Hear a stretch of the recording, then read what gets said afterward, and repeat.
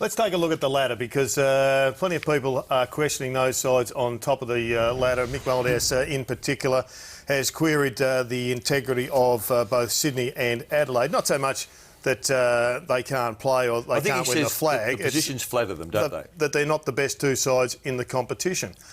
Well, when you take a look at who they've beaten and their wins against the top 8 sides, I think it stacks up certainly for Sydney. Wins against the bottom 8 sides, that's where Mick is coming from. They've had a couple of extra ones there, the Adelaide Crows. But for all intents and purposes, wins against the top 8, Mike, Hawthorn aren't going as well as others would say. And I think the West Coast also. But because the bottom 8, there's got so many softies in there. I mean, Adelaide clearly have got a draw you'd fancy, haven't they? They've got the best draw in an unequal competition. Yeah, the next 3 are certainly soft. But certainly, I think what that indicates to me, it's still very even. You know, there hasn't been a dominant team this year. And I think the Crows and Swans clearly deserve to be 1 and 2 at the moment. You know, and that's just the reality. Who will be 1 and 2 in 3 weeks' time? No one knows. But we know the draw's going to have some sort of impact now with 18 teams. We know he'll be 1. Adelaide have to finish top. Yeah.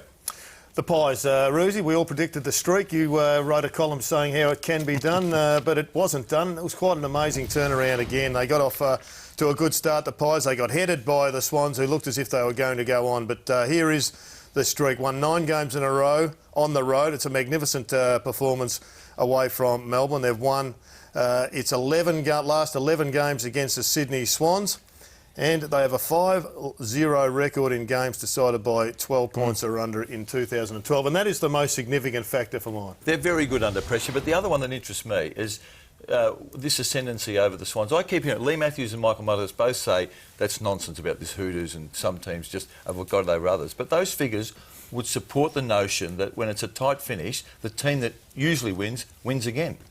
Yeah, I mean, as a coach, and I'm an ex-coach now, I mean, I'd tell you if we ever thought we had a hoodoo. I mean, Collingwood are a very, very good football team, and they have been now for 4 or 5 years. I mean, I still believe they're the most talented team in the competition. I think what Saturday night indicated, the gap is closing. I mean, we really struggled to beat them, and we'd get hammered, to be honest. I just feel the gap is now really closing because for the first time, you're watching the game and you really thought Sydney were a genuine chance to win that game, and it just came down. And full credit to the class and the talent of Collingwood. They do have a very, very good football team. So where did you think Collingwood won it?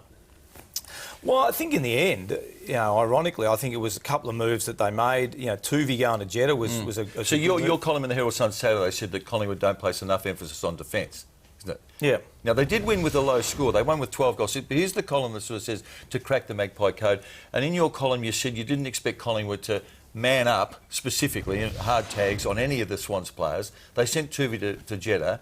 And in the end, it probably wins them the game. Yeah, possibly. I mean, look, we make observations of teams, and talking to Heath Shaw last week, clearly there's been an emphasis on attacking stuff, and maybe now it's about getting that defensive stuff back up to the high level. I mean, they're still top 4 in defence, so they're not horrible. They've just been relying more on one-on-ones. I thought on the weekend they did work to have Maxwell back more often and Reid. I mean, you were at the game, and Reid back more often. But the Swans allowed them to do that. Yeah, they did. They allowed a free man and then bombed it in there. Yeah. I mean, look, I think whether that's an adjustment against the Swans and they thought they would do that, but we can certainly see, particularly in the last quarter, they rolled off at stoppages for most of the game. They had, the Swans were sort of kicking it to Reid quite often. So, now whether the Swans needed to man them up or not, that's always a tactical thing that happens during a game. So if Reid comes back in, will they continue to bomb the ball in, or will they learn from the lessons from the weekend and go short? Because the long bomb didn't work. Yeah, well, I think probably both teams would rather have moved the ball around. I mean, obviously Collingwood too have got Cloak, and that worked for them because Cloak took a fantastic mark late in the game. But I just felt, probably both coaches would have liked the ball movement to be a little bit more unpredictable going their forward line. But having said that, it was a pretty... And we can see here, you can see O'Brien off the back, and this happened a lot more often than what I'd seen before. And again, just at a stoppage here, probably Sydney didn't really adjust to it that well. I mean, this is late in the game. Just a quick kick goes in, and we saw Reid there, double team O'Brien, another one going forward, double team Reid and O'Brien versus LRT. So it did seem they made a conscious effort to do that a lot more often in this game than probably what they had. So look, at maybe just getting towards the back end of the year, they've got their offensive stuff going, they're really going to knuckle down on their defence now. I want to ask you about the setup. There's 2 points the difference. times against them. The Swans allowed Collingwood to have a bloke on the edge of the square unattended, no one within 15 metres of him. Jolly gets it out the back, Pendlebury gets it to the free man. How does that happen? Well, there's two. I mean, if you look here, this is the last bounce, which is the fourth quarter. So obviously everyone's going to go up. Collingwood are going to push all their players up. Sidebottom's going up to the left there. And I think it's Alex Johnson just drops back. I'm not sure John Long might be happy with that because you've got two wingmen free. Yeah. You really need to man everyone up. But did they have an interchange then? No, that was the runner coming off. So great tap by Jolly. You've got to give him credit. He was very good all night. And then there it is, and there's the double team. But you really don't need to double team the back half. So I think the Swans will be a little bit disappointed with that setup late in the game. I mean, the game was close because McGlynn had kicked the goal just prior to that, which was sort of extraordinary at that stage of the game also, that he would have been loose behind a stoppage.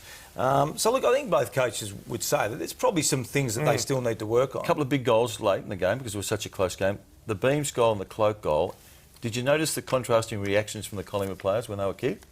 I must admit, I didn't personally because I wasn't sort of watching for that. I mean, maybe the difference is that the Cloak, which you see the Cloak goal here, there's 2 points of difference there. Yeah, it's still a minute and a half to go.